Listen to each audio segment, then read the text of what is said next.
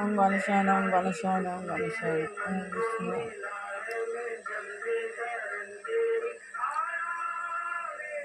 ওম বিষ্ণু ওম বিষ্ণু বিষ্ণু বিষ্ণু বলে দিলে কি হয় রায় খুবই গাছ হয়ে জানি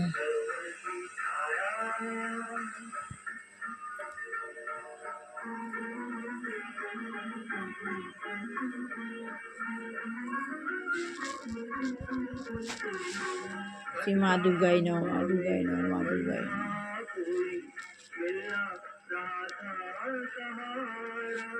ওম নমঃ শিবায় নমঃ শিবায় নমঃ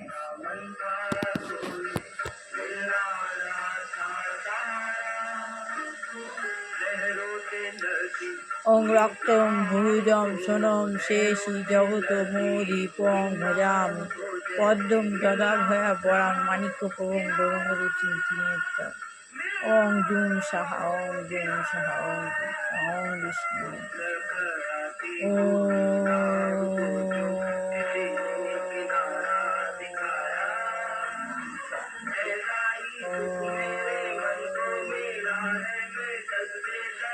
শান্তি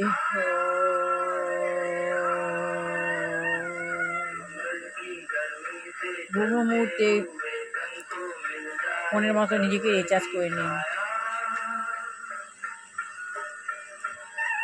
সকালবেলা ঘুম থেকে উঠে গুরুদেবের সঙ্গ, আমি সঙ্গে যাই না, কিন্তু সকালবেলা ঘুম থেকে উঠে গুরুকে নিয়ে সঙ্গ করি।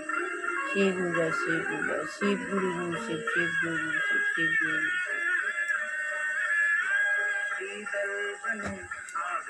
ওং আবাহরং জানামি ন জানামি পূজনং বিসর্জনং ন জানামি ক্ষমস্ব পরমেশ্ব অখণ্ড মন্ডলা কারণ ব্যক্তং জানতে তত্ত্বনিশ্চয়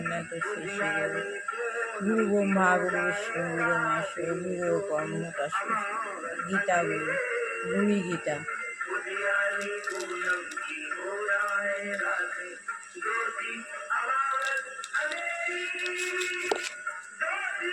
ওম মা সরস্বতী নমঃ মা সরস্বতী নমঃ।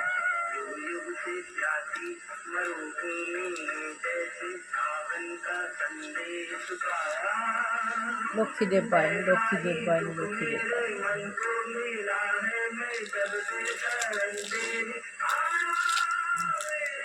ওম সাই বাবাই নমঃ।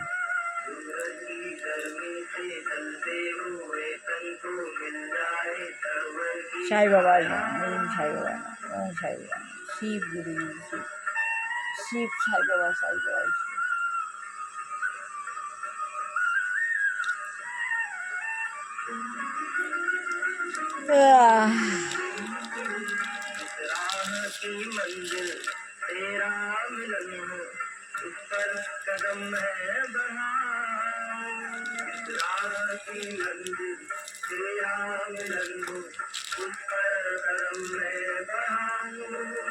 তাহলে আমরা লক্ষ্য করছি যে আগের থেকে অনেক বেশি মানুষ এখন পারমার্থিক জীবনের অন্বেষণ করছে। আপনি কি বলতে পারেন তার কারণটা কি? অনেকে লক্ষ্য করছে কি অনেক মানুষ বেশি করে পারমার্থিক পারমার্থিক ভগবানের সঙ্গে যুক্ত হওয়ার চেষ্টা করছে। তার জন্য খুঁজে বেড়াচ্ছে যে কীভাবে ভগবানের সঙ্গে যুক্ত হবে, কিন্তু প্রভু তো বললে শুনছে না যে আত্মজ্ঞান লাভের পন্থা বইটা পড়তে হবে, গীতা পড়তে হবে।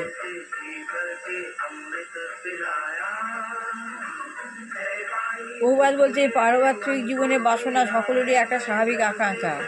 পারমার্থিক জীবনের যে বাসনা সেটা সকলেরই একটা আকাঙ্ক্ষা। আমরা চিন্ময় জীবাত্মা, তাই জড় পরিবেশ আমরা সুখী হতে পারি না। আমাদের চিন্ময় আত্মা, তাই জড় পরিবেশে আমরা সুখী হতে পারি না। আপনি যদি একটা জলের মাছকে ডাঙায় তুলে আনেন তাহলে কি যে সুখী হবে, তেমনই আপনি যদি জলে একটা মাছকে ডাঙায় তুলে আনেন তাহলে কি সে সুখী হবে? জলের মাছকে তো আপনি ডাঙায় তুলে এসছেন, ডাঙায় কি মাছটা বেঁচে থাকবে, সুখী হবে? তেমনই পারমার্থিক চেতনা ব্যতীত আমরা কখনো সুখী হতে পারি না। তেমন পারমার্থিক চেতনা ব্যতীত আমরা কখনোই সুখী হতে পারি না। আজ কত মানুষ বৈজ্ঞানিক প্রগতি ও অর্থনৈতিক প্রগতির পিছনে ধাবিত হচ্ছে। আজ অনেক মানুষ বৈজ্ঞানিক প্রগতি আর অর্থনৈতিক জীবনের উন্নতির পিছনে ধাবিত হচ্ছে, কিন্তু তারা সুখী নয়, যারা অর্থের পিছনে ছুটছে তারা সুখী নয়, কেননা সেগুলি মানব জীবনের চরম লক্ষ্য নয়। মানব জীবনের চরম লক্ষ্য অর্থ নয়। যে ঠাকুরের ভক্ত হয় সে অর্থের দিকে তাকায় না। বহু অল্প বয়সী ছেলেমেয়েরা সেটা বুঝতে পারছে, বহু অল্প বয়সী ছেলেমেয়েরা সেটা বুঝতে পারছে এবং তাই তারা বৈষয়িক জীবন বর্জন করে পারমার্থিক জীবনের অন্বেষণ করছে।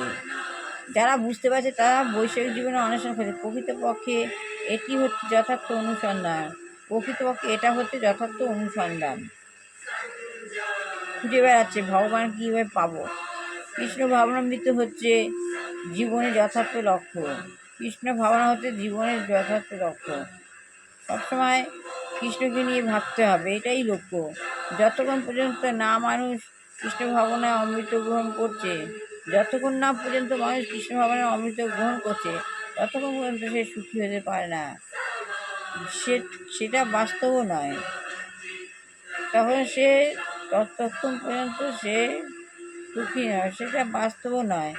তাই আমরা সকলকে আহ্বান জানাই এই মহান আন্দোলন সম্বন্ধে। আমরা সবাইকে আহ্বান জানাই এই মহান আন্দোলন সম্বন্ধে অধ্যয়ন করে সে সম্বন্ধে অবগত হওয়ার জন্য। তাই আমরা সবাইকে আমন্ত্রণ জানাচ্ছি যে এই মহান আন্দোলন কৃষ্ণ ভাবনায় যুক্ত হন, এই আন্দোলন অধ্যয়ন করুন। সে সম্বন্ধে সবাইকে আমরা অবগত হওয়ার জন্য বলছি যে আত্মজ্ঞান লাভ হন, কৃষ্ণ ভাবনামৃত হন। আমিও আজ ভগবানে আমাকে শ্রী গুরুদেবের মাধ্যম দিয়ে আমাকে পড়াচ্ছেন।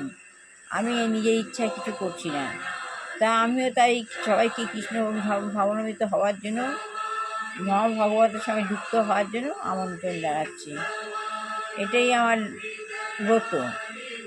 সাংবাদিক সত্যি কথা বলতে, এবার সাংবাদিক বলছে সত্যি কথা বলতে কি, যে ব্যাপারটি আমাকে বিচলিত করে তা এখানে প্রথম গুরু।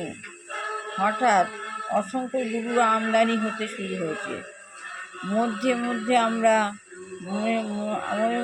মনে হচ্ছে যে তারা সকলে খাঁটি নয়। আমার মনে হচ্ছে তারা সকলে খাঁটি নয়। সে সমস্ত মানুষ পারমার্থিক জীবন সম্বন্ধে আগ্রহী, যেসব মানুষ পারমার্থিক জীবন সম্বন্ধে আগ্রহী, তাদের কি সাবধান করে দেওয়া উচিত নয়? আপনি কেন জীবনে যথেষ্ট শিক্ষা লাভের জন্য যথেষ্ট জ্ঞানের সম্বন্ধে আগ্রহী, যে সমস্ত মানুষ পারমার্থিক জীবন সম্বন্ধে আগ্রহী, পারমার্থিক জীবন সম্বন্ধে আমার ইচ্ছা, যেসব মানুষের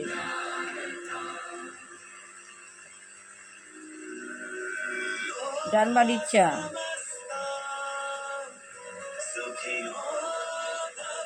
সে সমস্ত মানুষ আগ্রহী, তাদের কি সাবধান করে দেওয়া উচিত নয় যে তারা যেন যথার্থ শিক্ষা লাভের জন্য যথার্থ গুরু যাচাই করে নেয়? তাহলে যথার্থ শিক্ষা লাভের জন্য যথার্থ গুরু যেন যাচাই করে নেয়। শিক্ষা তো লাভ করবে, কিন্তু আমাদের পাথেও যে পথ দেখাবে গুরু, সে যেন যথার্থ গুরু হয়, তাই যাচাই করে নেওয়া উচিত। এইটুখানি আজ বললাম। ভালো লাগলে লাইক শেয়ার কমেন্ট অবশ্যই করবেন। আগামীকাল আবার আত্মজ্ঞান লাভের পন্থা বইটা বাদবাকিটুকু পড়ে শোনাবো। বাদবাকিটা একটুভাবে পড়তে হবে, মানে একসঙ্গে তো শেষ হয় না। মিষ্টি বাচ্চা ভালো করে পড়াশোনা করুক, লেখাপড়া ছেলেমেয়ে ভালো করে লেখাপড়া হোক, চাকরিযোগ্য ছেলেমেয়ে চাকরি হোক, বিবাহযোগ্য ছেলেমেয়ে বিবাহ হোক। যে ঘরে বৃদ্ধা বা কোনো যুবক যুবতী অল্প বয়সী রোগাগ্রস্ত হয়ে পড়ে, ভগবান যেন তাদের মুক্তি দেন। আর যেসব বয়সে দুরাচারী নারী গৃহিণী রয়েছে, যারা সংসারে অতিষ্ঠ করে মারছে, অন্য পুরুষের সঙ্গে সঙ্গ দিচ্ছে, এসব পুরুষকে সরিয়ে দাও। ভগবান যেন এসব পুরুষকে সরিয়ে দেয়। আর যেসব পুরুষকে ভগবান যেন সরিয়ে দেয়, তারা যেন একদম তারা আমাদের পরিবেশ কলুষিত করছে, কারণ আমরাও ওই শিল্পের সঙ্গে যুক্ত হয়ে আছি তো। তাই এই বলে আমি শেষ করলাম। আমি পারি আজমেলার কণ্ঠটা আবার পড়ব।